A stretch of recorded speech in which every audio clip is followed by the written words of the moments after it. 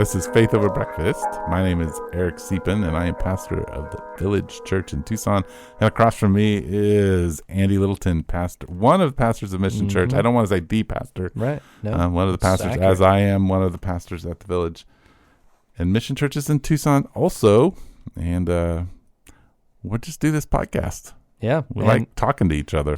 That's right. We the stated topic was my sermon matters, and that comes up, but we ended up talking about games in the life of our church for a while at the beginning, which I think it was pretty fun. I thought it was good. So enjoy, and thanks for tuning in. Yeah.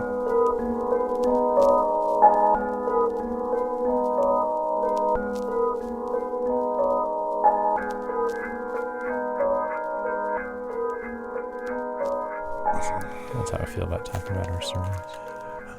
Talking about faith over breakfast is laborious. That's why you keep avoiding it. That's right. Exactly. Anyway, hey, Eric. Hey. Thanks for making the coffee.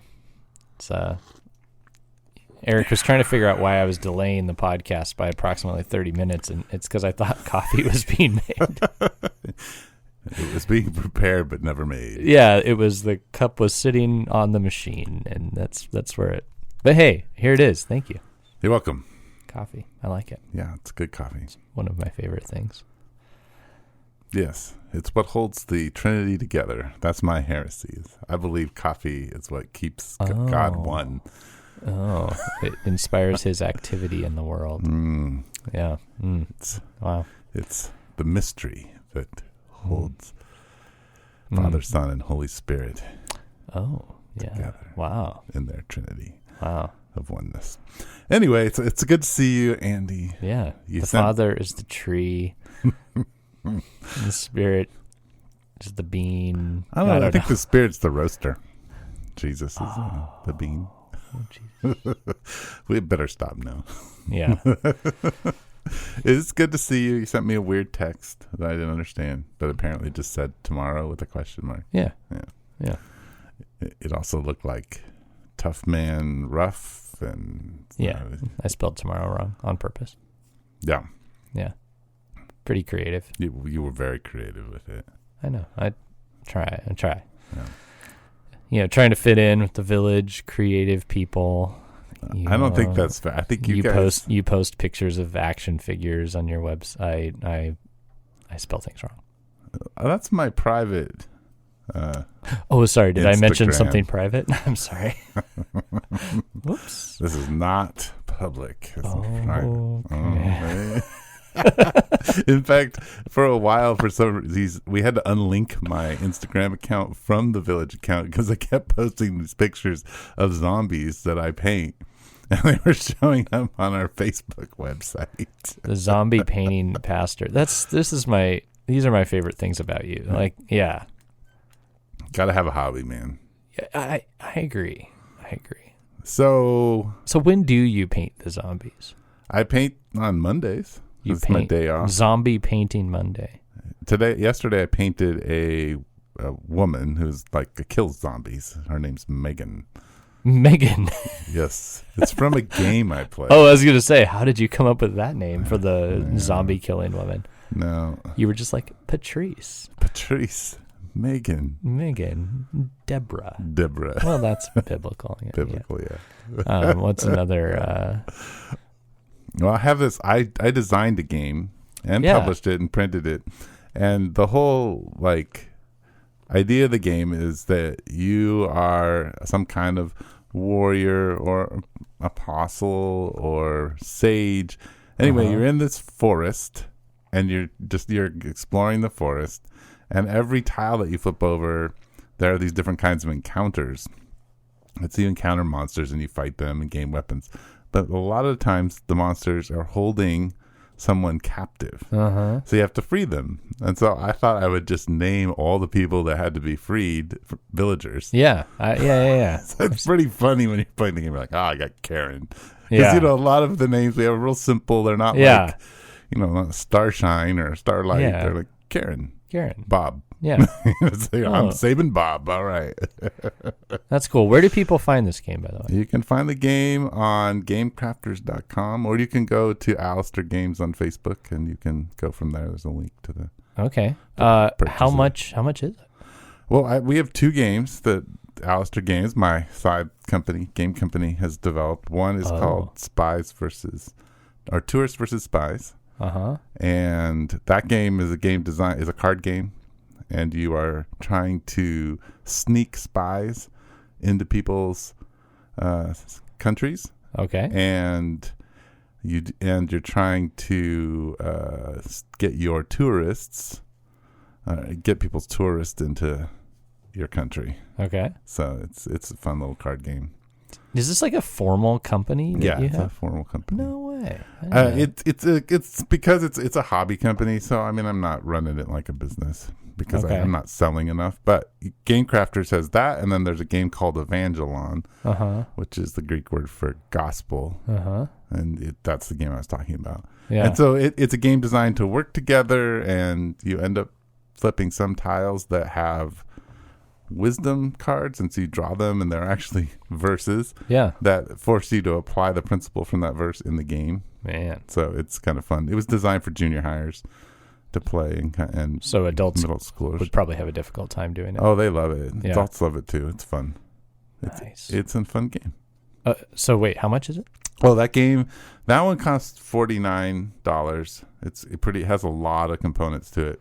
The card game, I think, costs like $14. And they come with like wooden cards, tiles, wooden figures. Yeah. Wow. Yep. Is it to be a member of the village? Is it a prerequisite to own this game? No.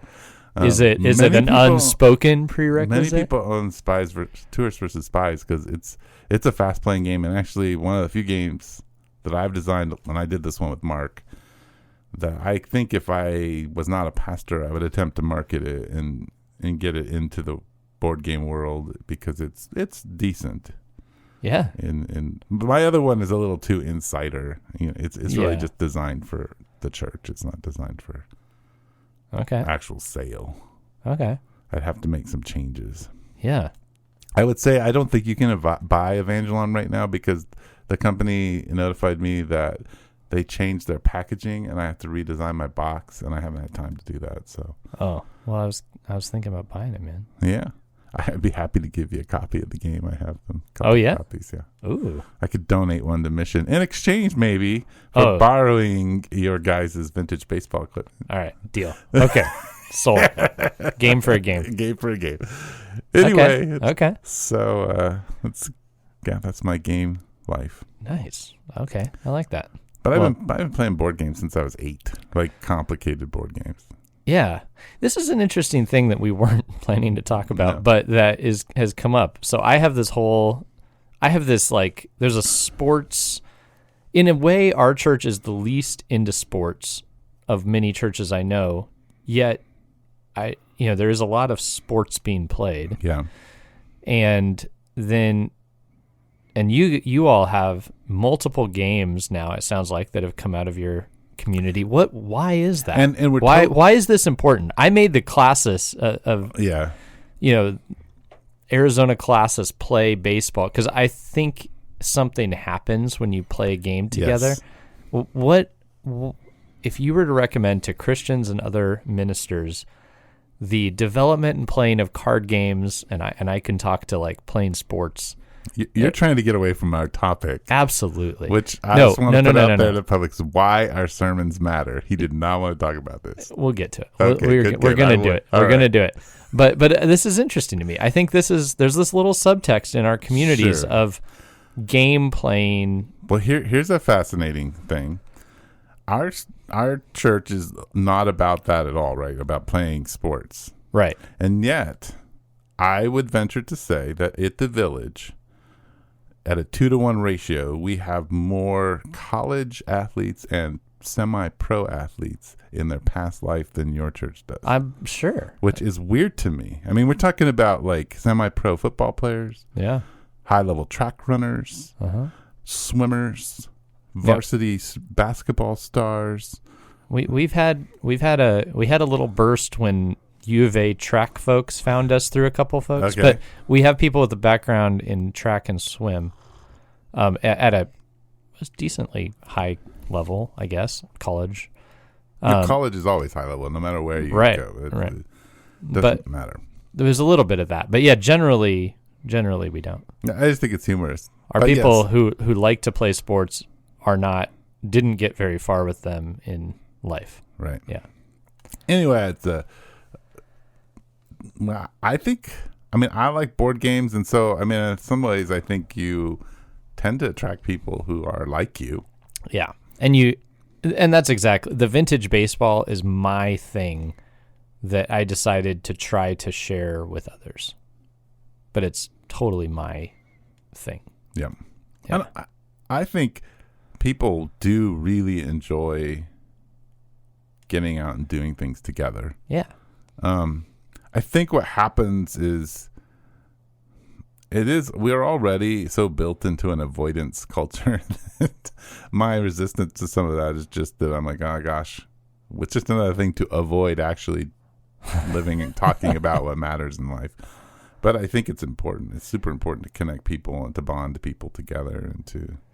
Yeah, and I think I see it a little differently. I see it as people aren't talking about the meaningful things in life because they're not even friends, and they don't even kind of... And sometimes what I love about the vintage baseball games is because they aren't that serious. Mm-hmm. They're fun enough to keep you engaged and to bring you out to the park, and but at the same time you're chit-chatting. If you forget to go out for an inning, nobody cares. And so there really is, I think, the building blocks of these deeper relationships are happening in those spaces. I don't disagree. I think, though, so many churches have these well-developed... It's funny to me, they have well-developed softball teams. Oh, totally. But not well-developed communal 100%. discipleship. No, and I've experienced that. That's weird. A church that I was a part of for years, they would practice. They were very serious. There was a tournament, a denominational tournament. We won it one year, and it was this huge deal, and we put in all this work and had all this gear. And yeah, but we didn't have, you're right, we didn't have developed out discipleship, which is strange. Now, there were some good things that happened among folks. Sure. But yeah, the seriousness with which the sport itself was taken went beyond our dedication to discipleship, which seemed odd to me as well, even at the time. Not to say that isn't part of discipleship. Playing together is actually part of discipleship, learning to do things together. And any activity brings up parts of who you are. Yes. And yeah. So I'm not saying, but it's just, I don't know. It is interesting. It is interesting. Yeah. But anyway, yeah. So you do sports. I like board games. I like playing them a lot. Well, what do you think? How do you think that's shaped the village, your community? The fact that you all play games together and have developed some games together. Well, I think that it builds friendships for the people who like to play board games and a connectedness and something we have in common to do. Yeah, and I think that's helpful. I just realized I need to say we have a large contingency of people that love to play board games together. I bet you do. Yeah, we do. I bet you do. Yeah. It's actually, when I played, it wasn't popular. It was a super subculture. Yeah. And then games like Settlers of Catan came into the world and began to create a bigger group of people who played more complicated board games. And so we call those, those are the gateway games. Catan is a gateway game. And which is why that's the one I play. Or, right. Because I'm just kind of a gateway kind of guy. Well, and then boom, it's just exploded. Yeah. Into in a way where I could never make money doing it. Whereas maybe if I'd started a company in the 90s, I might have been able to make some money. Right. It's just saturated. Yeah. You got to get into Target and have Target sell your item to really make money. There's like a monopoly on it. Yes. So there's a monopoly. Got to say, sorry guys, you're not going to get into this game. I mean, the reality some people is, are like, Yahtzee, my game worked. when you used to go, like in the 80s, when you go to somebody's house and say, hey, let's play a board game. Well, what are you going to play? Risk, Monopoly, Yahtzee. Got your standards. Boggle. Everybody has those games. Right. Life. Now, I mean, I have 150 games. Wow. Many of my friends have 80, 90 games. I have like 5. So like it's become a different world. Wow. And there are all these, there's all vocabulary that never existed before. Right. Like it's a worker placement game. It's a dice chucker game. It's a, worker placement game. Yeah, there's all these weird things. It's kind of strange. So. Yeah. Anyway. Okay. So and then intro online gaming, that whole side of the coin. Yeah. Yes. Yeah. So this vintage, I had never heard of vintage baseball. And I was curious, is vintage baseball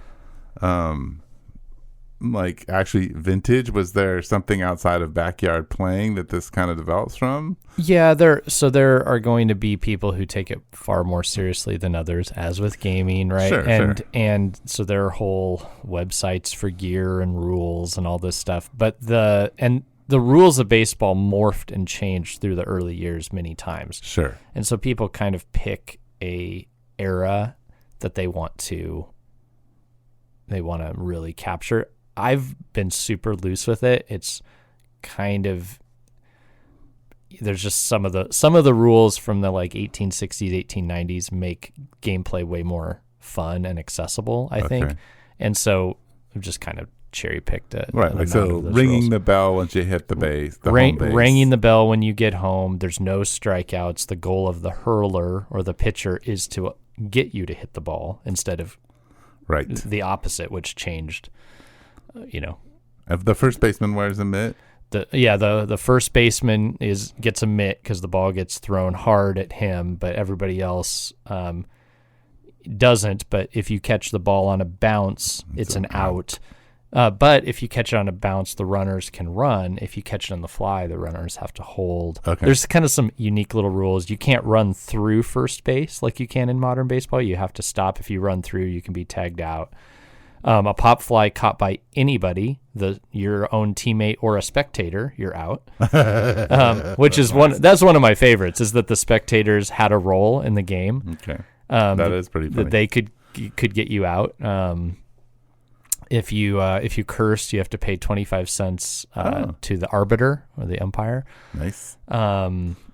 There's just, so in some of the games that we've played, when I've brought a roll of quarters, and so you get, because people don't tend to have a bunch of quarters on them. So if somebody cursed, we gave them a quarter and they had to give it to the arbiter. Nice. And that's how the arbiter walks away with $1.50 or something.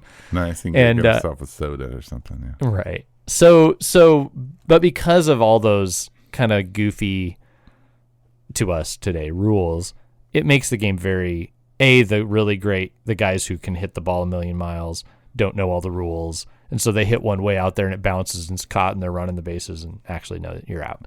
And then the person who doesn't really know how to play that well isn't getting struck out. And so they can, kind of hang in there and have a little more fun with it. And there's a lot more room to kind of be for some like mild trickery and stuff, for the fans to be involved if they want, and to kind of heckle a little bit, try to catch the ball if they want. Yeah. Nice. Yeah. So I picked up on it because I really enjoy baseball, but I didn't like the highly competitive end of it. Yeah. And this version of it combines, the things I enjoy and gets rid of the pressure. So good communal activity. Yeah. Yeah. Definitely. That's how I feel. Basketball, I haven't really tried to like do vintage rules or anything, but I like to play basketball in an environment where there's enough competition to keep you moving, but not so much that you're, fouling hard and getting angry at each other. Right. Yeah. So. Yeah, no, that's one thing that our church used to do quite a bit of. I mean, I think I played for a couple of years, played basketball every week. Yeah. We used to play over on the church on Craycroft and Fifth. It's a Methodist church. I live right across the street. I go over there sometimes. A couple hoops there. There is always a Thursday game. I think we would go playing. Yep. Guy got shot over there last year, and my daughter got nervous about going over there which it was kind of this makes sense crazy thing, but yeah. Wow. But no, that's a great way that church has facilitated community in the neighborhood. Yes. They put up really great high quality hoops, lights, and made a space and maintained them. Maintained it. That's really the key part. Yeah, it's taken care of. Yep. All right, Eric, why do our sermons matter? Well, I first wanted to. Were you serious when you texted me back and said they don't? Mostly no, but we've talked about this before. It's a tough thing to do. I remember snippets of sermons from my life of hearing thousands of them. I remember a few snippets, but I also think that the general sitting under of preaching has shaped me and is very important, though I don't remember a lot of the details. I still think I don't remember a lot of the exact things my parents said, but being in the environment of their teaching for my whole life has definitely shaped me.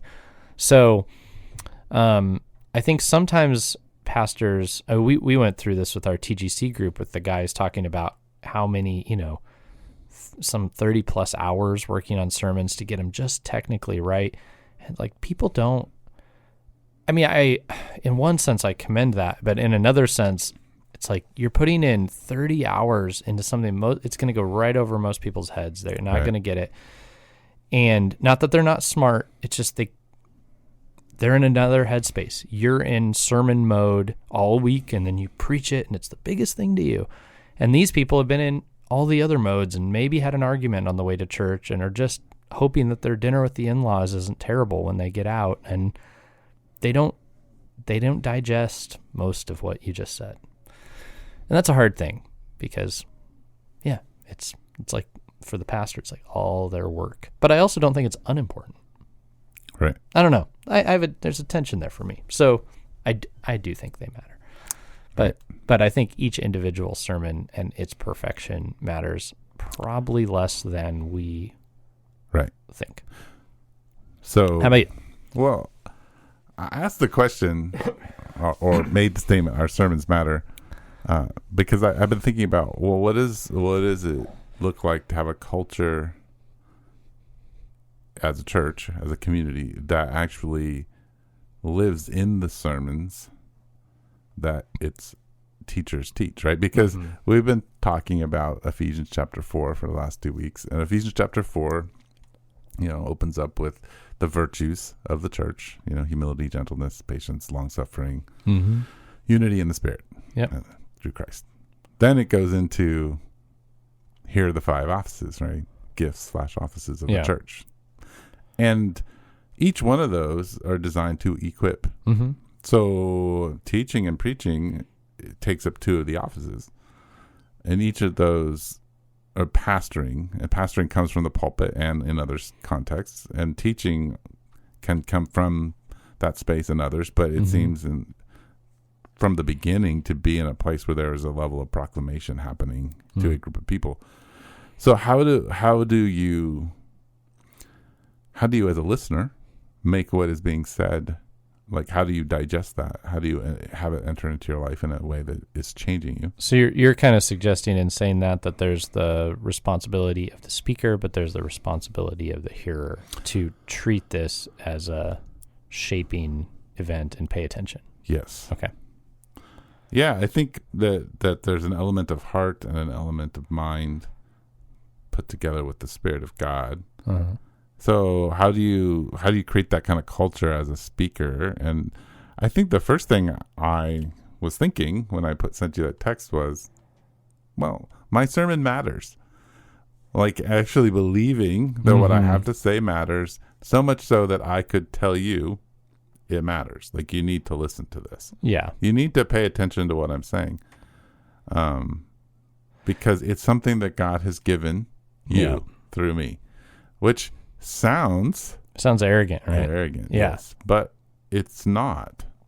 I'm not saying that I've come up with something great that you should listen to. I'm saying that what I'm talking about is I've been put in a position where I'm here to offer you what the Holy Spirit is calling you to. And so in some ways, I need to be at some level, work on how I'm going to communicate that so it's clear to you. And you need to work on how you're going to apply and carefully listen. And I've been saying that the general, I think culturally there was a day when what pastors said, people felt more like that. I need to listen, whether they felt like that on a given day or not. But the general consensus was, if this person says something, they've been studying the Word, they seek the Lord's guidance, I need to listen to what they say. Today it feels increasingly as if listening to a pastor, because you can go shop all the pastors in the world, and you kind of go, that's an interesting perspective. Yes. And I think that there's, and it's weird to say that as a pastor in a way, but I think that in a sense we need to be able to look at pastors and go, these are humans who could just share their own point of view and be wrong. But then in a real sense, we have to realize if God has ordained this office and works through his Word and his Spirit in the church, that there is more going on here that we should invest in and care for. And so here's what I put forward. Excuse me. I spit on you. Oh my gosh. In COVID world. Oh, I'm backing up. It's over. Yikes. 10 feet, because I'm not wearing a mask. I'm sorry, actually, guys. I didn't feel you. There's a big microphone in front of your face. I think it caught it. We'll go with that. I have a microphone mask. So here's my proposal in my sermon, and I think it's accurate, and that in those 5 offices, of which they are also gifts given by the Spirit, right, but they're offices within the community of God, that they are the 5 like headings for all the other gifts. That the other gifts fall under those. So they connect to those. Okay. But not only that, because you and I are called to be servants of God, all of us have these offices or these gifts, or are at least called to practice them. In some measure, right? In some measure. So we each have it because we're being equipped in them, right? So right. Yeah, if you're being equipped by someone with this gift, the investment's being made in you, you have some of it. Right. Okay.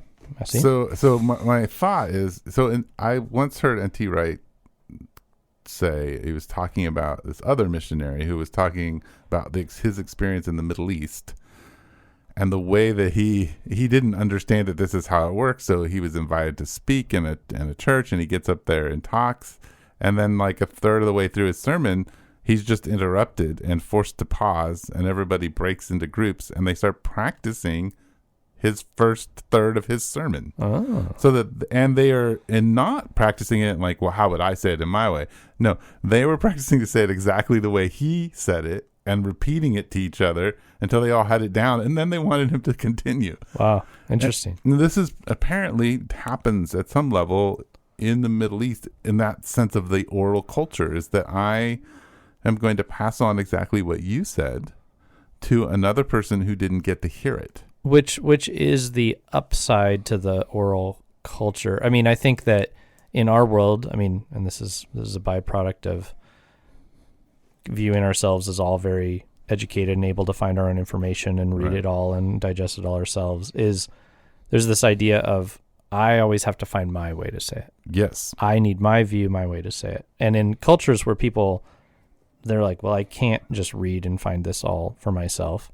They're like, teach me to say what you're saying. I believe it. Teach me to say what you're saying, right? Right. And I think there's this sense of being able to communicate what you said to somebody else.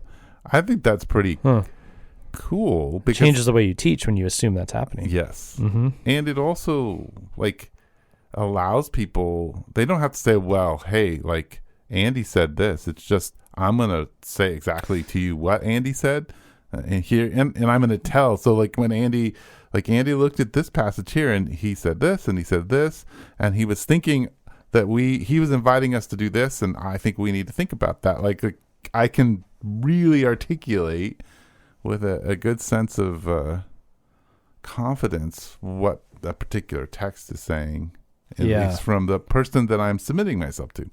And there's probably this assumption in there, which I think is so foreign to us, and probably we need to press into a little bit. And that is not just, Eric said this, and so this is how Eric would say it. Right. But to say, because, Eric said this to me, and you don't even say this to somebody, it's just because this is my community and I trust this person, this is what I say. Yeah. Yes. I say the same thing. Yes, exactly. And, and which is a challenge then as a teacher, I think, to be as married closely as you can to the text. So you're not, not telling a story for 5, thirds or 5, sixths of your sermon, and then the 1/6 you're going to talk about the text. Which is a surprising thing to hear from you guys in a way, because at the Village, you're, from what I've experienced of you, far less,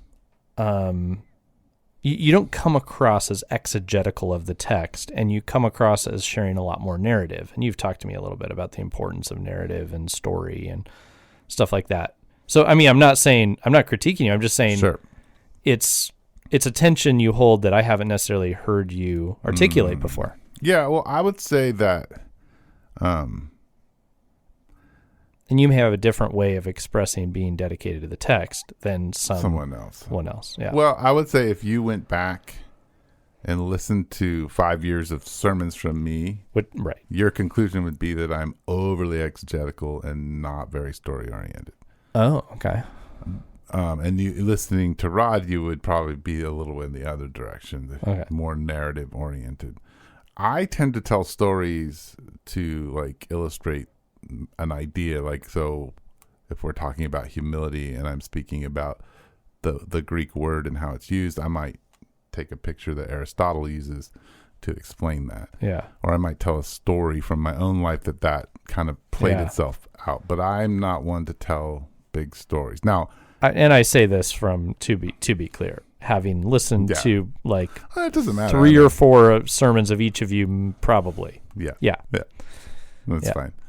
I also tend to play around with different particular styles. So I would say last year I was definitely much more story oriented. Yeah. And this year much more exegetical. Okay. Last sermon I had no stories. Yeah. So it just depends on where I'm at and how I feel. Yeah. I'll tell you that when I speak in the Old Testament, I tend to be more story oriented, and in the New Testament more, just straight verse by verse exegesis. So my hermeneutic is different anyway in the two. Well, those are some big Christian words. Yeah, people can go look them up. Okay. I'm not going to explain them. Anyway, regardless of that, that's neither here nor there. The thing that I think is important is how does that create a culture? I think the reason I think my sermon matters is more and more I find myself repeating myself to people. Yeah. Saying, well, this is what it means what I said on Sunday. This is how that applies to your life right now.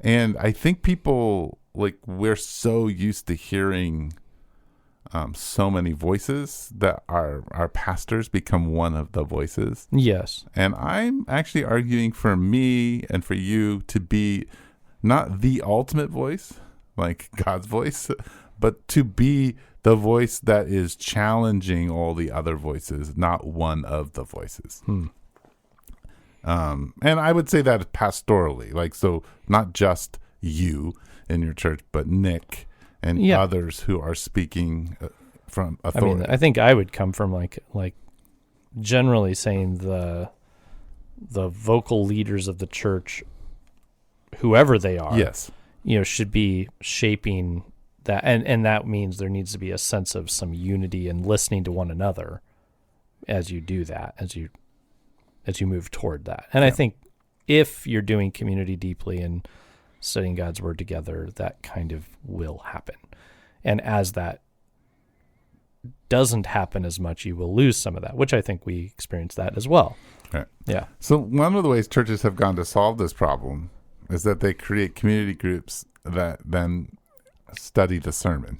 and everything's built around the sermon. How do you think about? I mean, we've discussed that, and I've sort of said I wanted our community groups to have a different discussion than the sermon, because I think there's a lot more that can be discussed. I mean, and I think that there needs to be a space to talk about the things that aren't just part of the sermon series right now.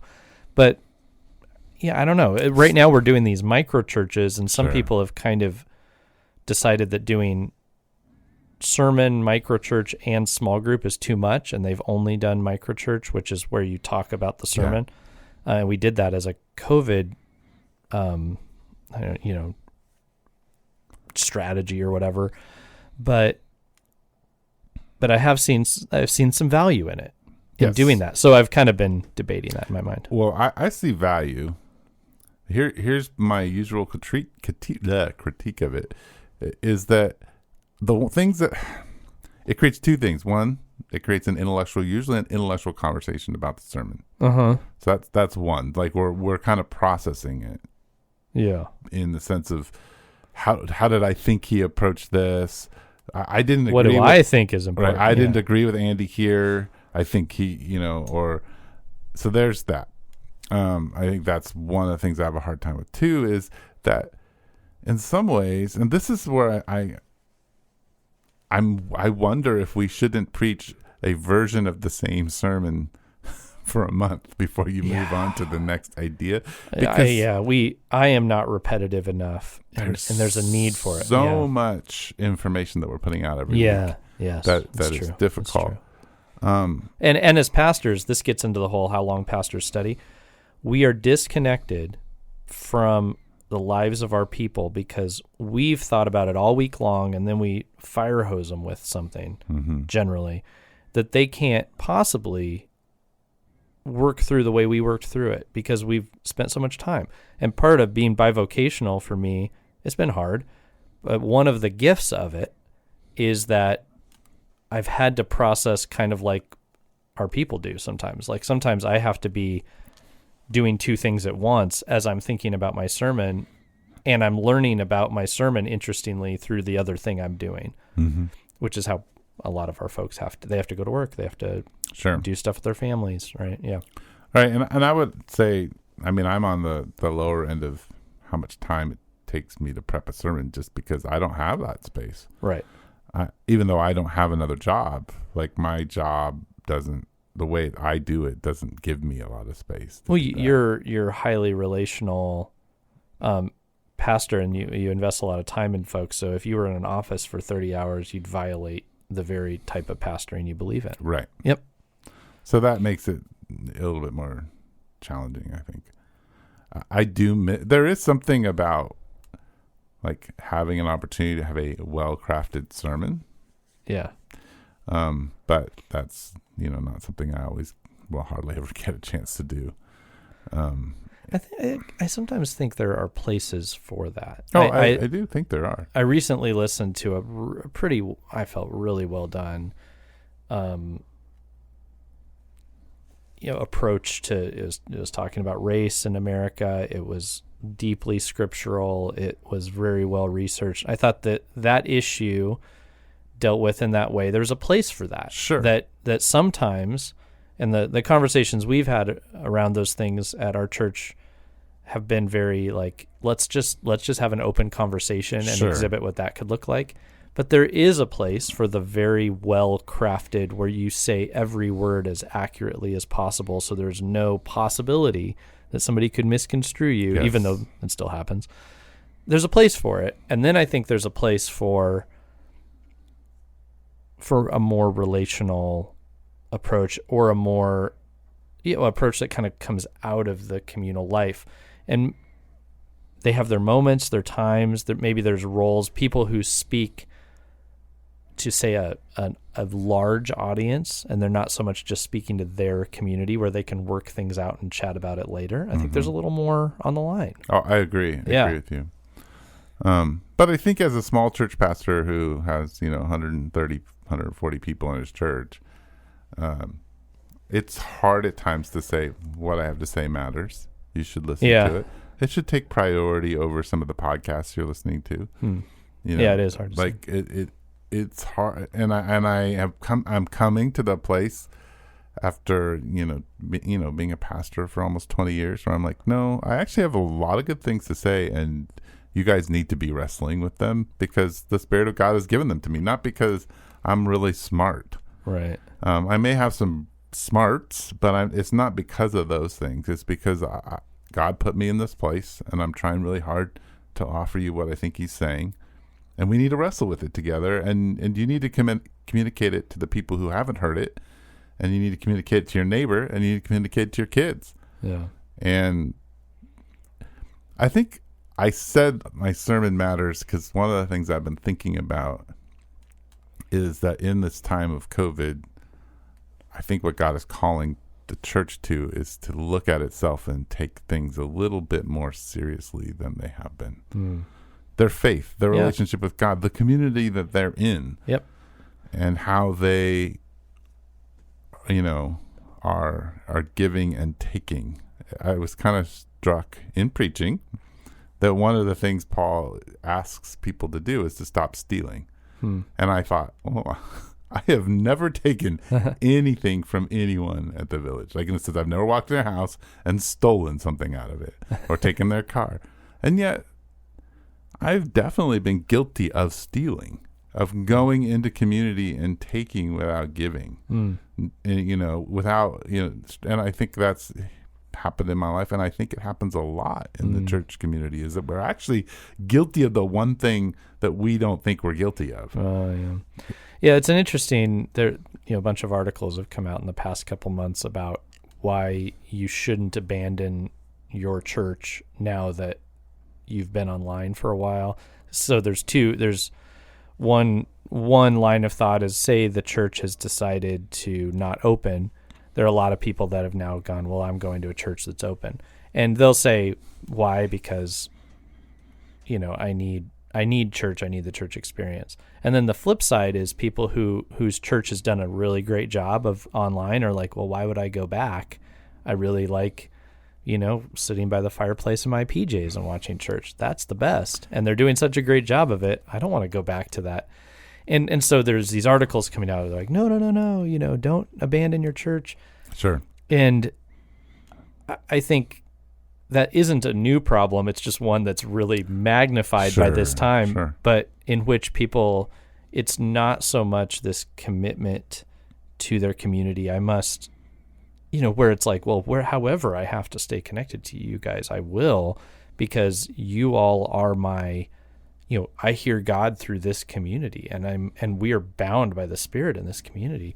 There's the sense that, this is kind of take it or leave it. I picked you because it worked, and right. Well, and I think it's modern Christianity, especially in the U.S., doesn't take Hebrews 10, 24, and 25 very seriously. Right. Which is the whole purpose, is that we intentionally, when with deep thought, spur one another on towards love and good deeds. And the only way that happens is if we're encountering one another. Right. So we're not supposed to forsake the gathering. And that's a big part of where the Spirit works, is in this intentional care to move one another towards Jesus. Yeah. Yeah.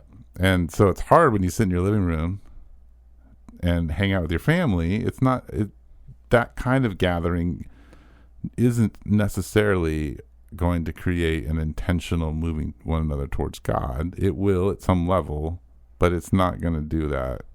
Right. If whoever you're listening to is not getting you up and moving you out of your home to engage the world, then probably you need to find a gathered community. Right. Which is why we didn't do a produced, non-live version of a distance church, is because we're just like, we need to be even in an awkward way together in a moment where we can talk back and forth to each other the best we can. Sure. It was critical. I've thought too of folks that just have no desire, even whole church communities. I mean, the reopening question is an important one, right? Like the pastors who don't want to do it, I think there's reasons that you shouldn't do it, or do it in a careful way to be careful and take public health seriously. But there's another part of me that doesn't understand churches and leaders who just are like, nah, we could stay closed for years.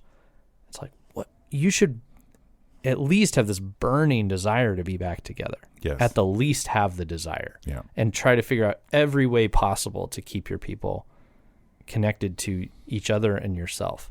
If you don't, something's off here. Right. Yeah. And I think I totally agree with you, and I will preface this with I am 100% behind public health. Yep. But I also Same think here. one of the idols of America has become safety over the last 20, 25 years. Totally. Safety at all costs. And I think safety is important. But I think it's dangerous when it becomes an idolatrous, when that's what we worship, when we want to keep ourselves safe all the time, right, and in all aspects of our life. So part of preaching the gospel, Jesus is not safe. He invites Jesus isn't safe, and life was never declared to be safe or Right. promised to be safe. Yeah. Right. That doesn't mean we're going to pack a bunch of people into church and tell them they don't Nope. have to wear masks and everyone And breathe. tell them to drive around without their seatbelts Right. on or anything. Yeah, Yep. so that's not what we're talking about. It's more subtle, and it's something that we have to continue to address. But it is, I think, but it plays on this COVID thing Right. because we want to be safe. Yep.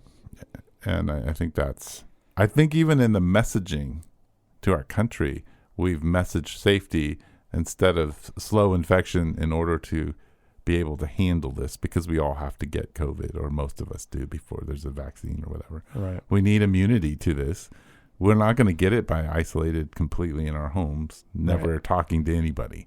We have to learn how to move out into the world understanding what's happening. Yes. Not to just hide from it there's just no way.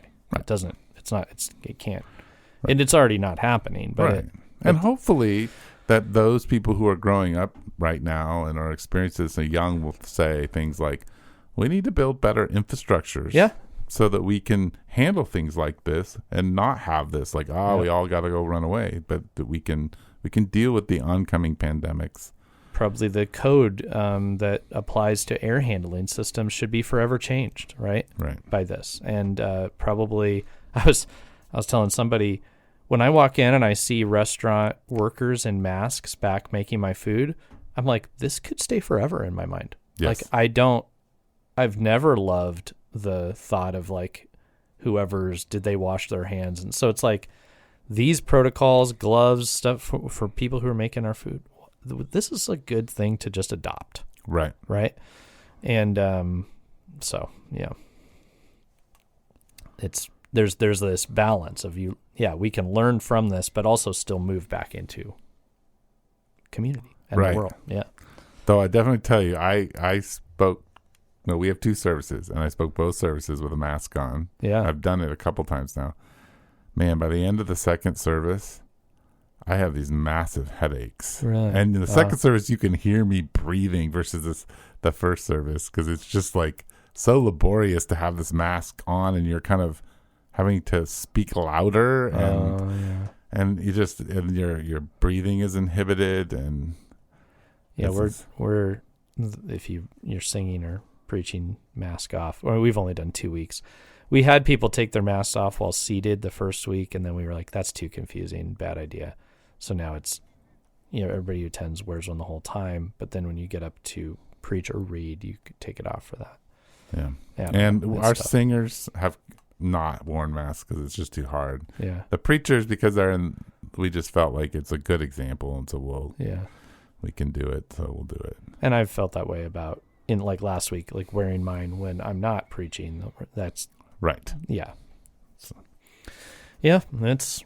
No, you guys, this is your second time back. We did. That was our second time. Yeah. And how many people do you guys have in your building? So the door is open to 30. Okay. Yeah. Is that 30 including volunteers and everything? Mm-hmm. Yep. So open to about 25 plus staff and volunteers. Yeah. Yep. It's about where we're at. Yep. Except I guess 30 is kind of what we've said, 30. Yeah. Seems like a healthy number. Yeah. Yeah. We talked about our space could probably handle another 10, but for now we're going to stick with that. Yeah. Yeah. I think this COVID, like having the 2 services has helped with COVID. Oh, yeah. I mean, because I think one Sunday there was 15 in the evening and 25 in the morning. And so that allowed us to have more than we would normally had and still been safe. Yeah. So. And we've got people are zooming in and we've got a screen with their faces, and that's pretty cool. Yeah, it's nice. It was funny because I was watching an NBA Finals game and they had everybody like, they've got the seats with people in them, and I thought, that's sort of the same idea. And you look how tech savvy we are. But it's not the same because I even went in front of the screen and waved, and then I realized, the camera for this TV isn't even here. They can't even see me. There's this weird little moment where you're like, I want to interact with you, but it's not gonna happen the same. And but at least we are aware of their presence and they can see us, and I think that's important to me that we can. Yeah. Well, we had a Zoom. We have Zoom conversations afterwards, and we have those too. Yeah. And we completely spaced the morning Zoom conversation. It was just like for the first time because there were 25 people in the service, and you just felt kind of back to normal. You just got stuff to do. Oh, right. So that is.